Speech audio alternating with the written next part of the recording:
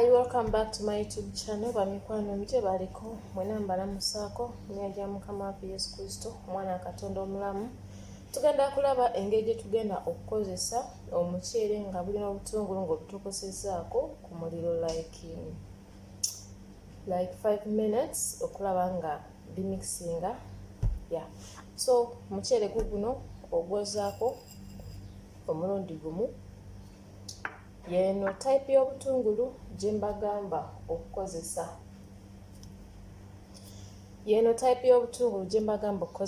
Kati mulaba nti kana katungulu ne kano nti kala ya njawulo. So buno obutungulu bubaamu amazzi okusinga buno. Ya kwano oba nga tolina mashini okuba obutungulu mu mashini, kwata katunguluko katereeze kanaaze. Oba olina kano akantu okozesa wano eno. Kati oba okozesa amazzi gaba gajja bulungi nnyo okusinga mashini. Just oba ofuna just kasengeja ng'ofuna amazzi. So kati let us start how we are going to do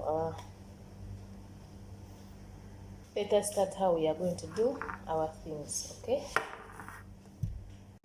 Okay, kati engeri gy'ekintu byanviiri okozesa omuceere mutone bw'omala ogenda kufumba ogulya sigukwata n'okolaki n'ogusuula.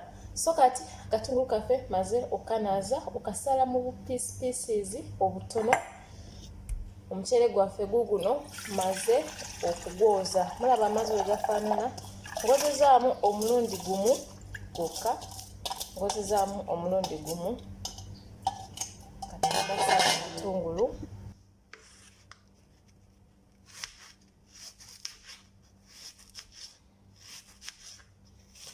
Into small pieces.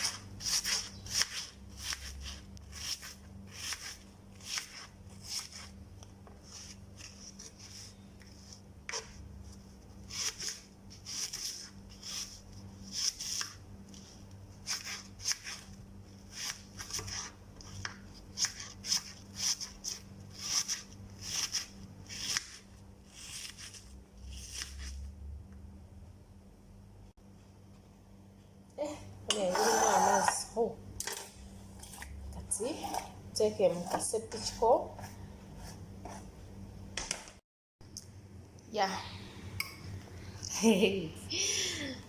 Oza kati mubulaba ntaddeko omuliro just like 5 minutes. Mukulaba toteekamu kintu kyonna, just mazzi, butungulu na muceere.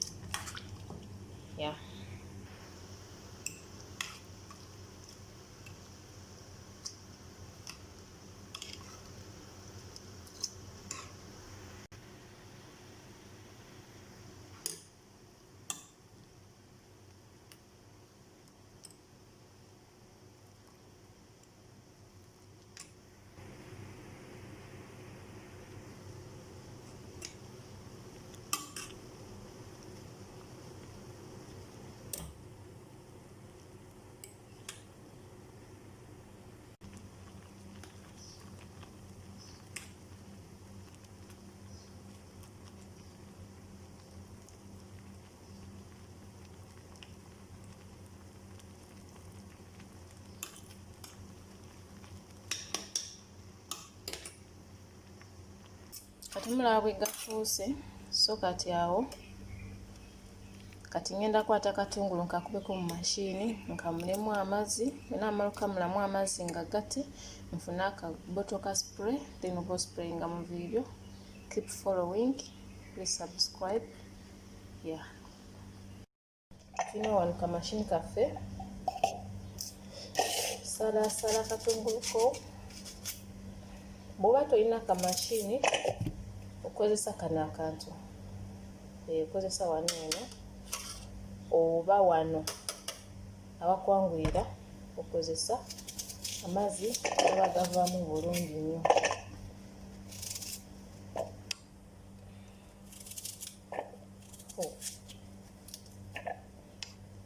Mukalabaye. So tukamulamu amazzi agakavaamu. Kati tugenda gasingijja gegano maze okukubayo. Olandooza amazzi ge mba nkugamba ogalabayo. Buno obutungulu bwa guliini oba bwa green oba bwa ddaaka kale bubaamu amazzi olaba.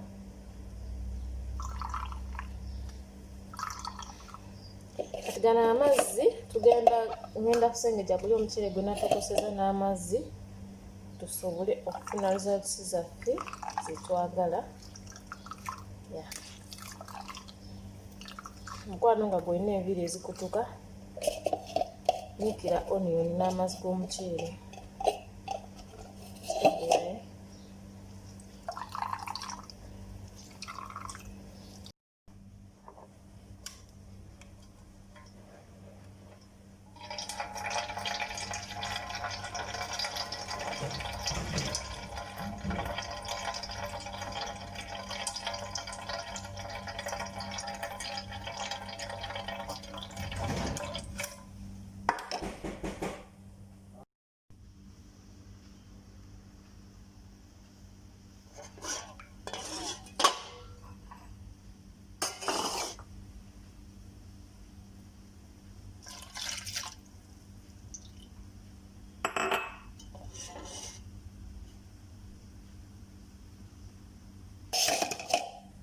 Katufune kano kasupe.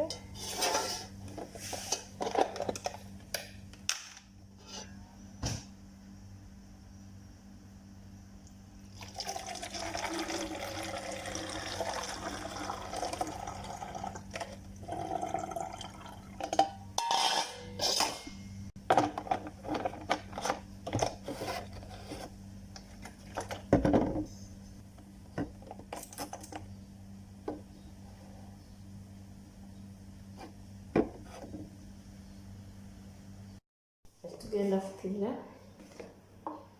mazzi gaffe gano.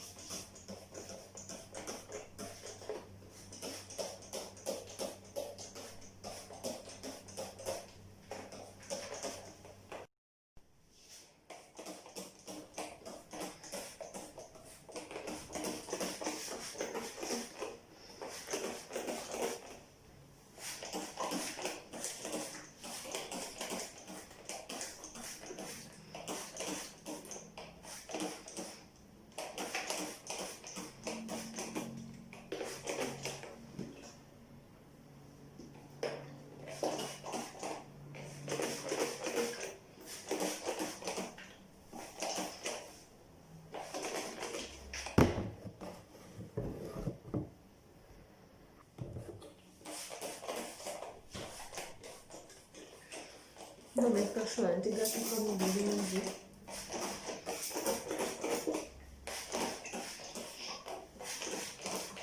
Bw'oba otaddemu amazzi g'omuceere smell taba mungi, musilaba.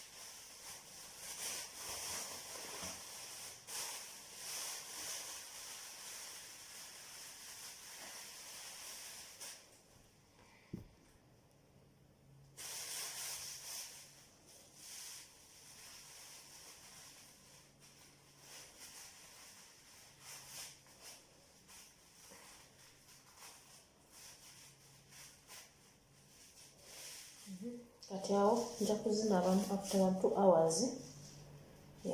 Zinaaba.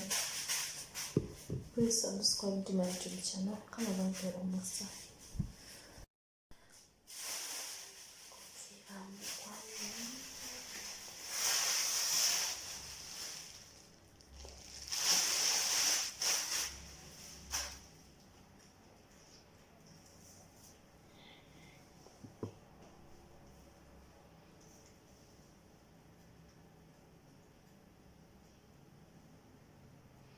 Kati oba onaaba muzira we oba onaaba naabisa ne conditioner.